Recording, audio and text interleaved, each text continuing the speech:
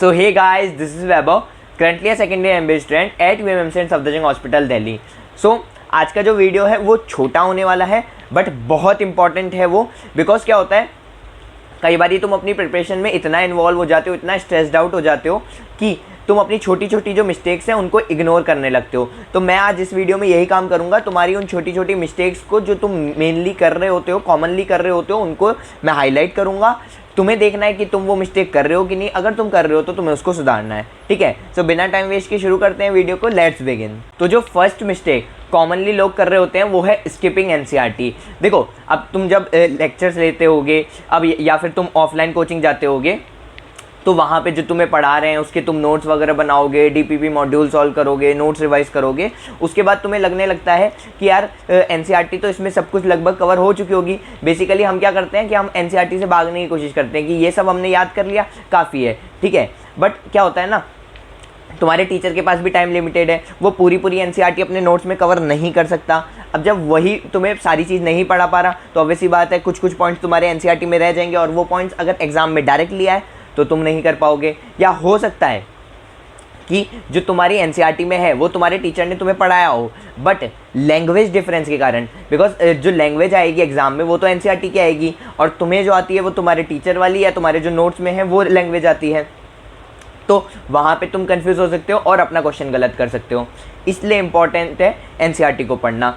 इसलिए सबसे अच्छी चीज़ तो यही है कि जो तुम्हें टॉपिक पढ़ाया जाए रोज़ का रोज़ वही तुम साथ के साथ एनसीईआरटी से भी पढ़ लो और उसमें जो इंपॉर्टेंट लगे उसको हाईलाइट कर लो। खासकर तुम्हें बायो, इनऑर्गेनिक और ऑर्गेनिक में तो एनसीईआरटी को बहुत अच्छे से पढ़ना है, ठीक है।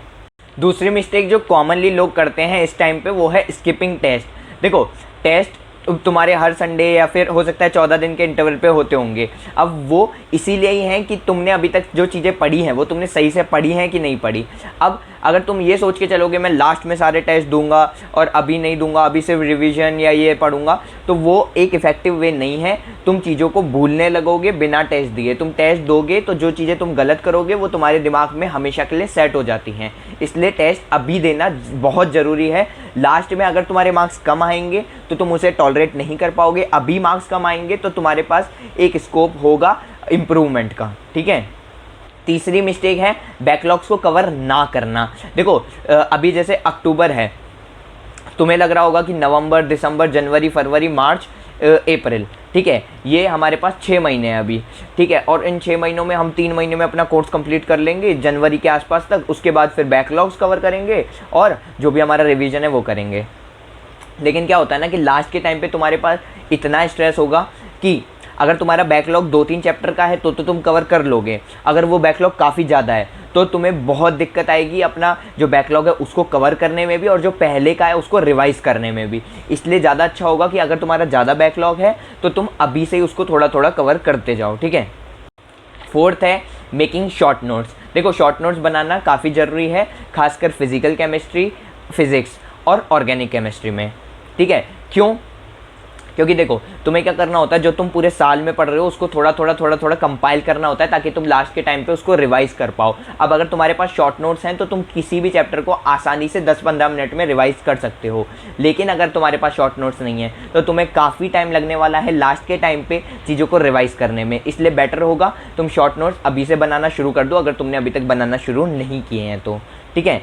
क्या करो कि चैप्टर को रिवाइज करो, ठीक है। जो भी तुम्हारे पहले के चैप्टर्स हैं उनको जब तुम रिवाइज करो साथ के साथ उसके शॉर्ट नोट्स बना लो, 1 पेज में या 2 पेज में, ठीक है। अगर तुम्हें वो जानना है कि शॉर्ट नोट्स कैसे बनाने होते हैं उसकी मैं पहले वीडियो बना चुका हूँ, उसको जाके देख सकते हो, ठीक है। सो यही था आज का वीडियो।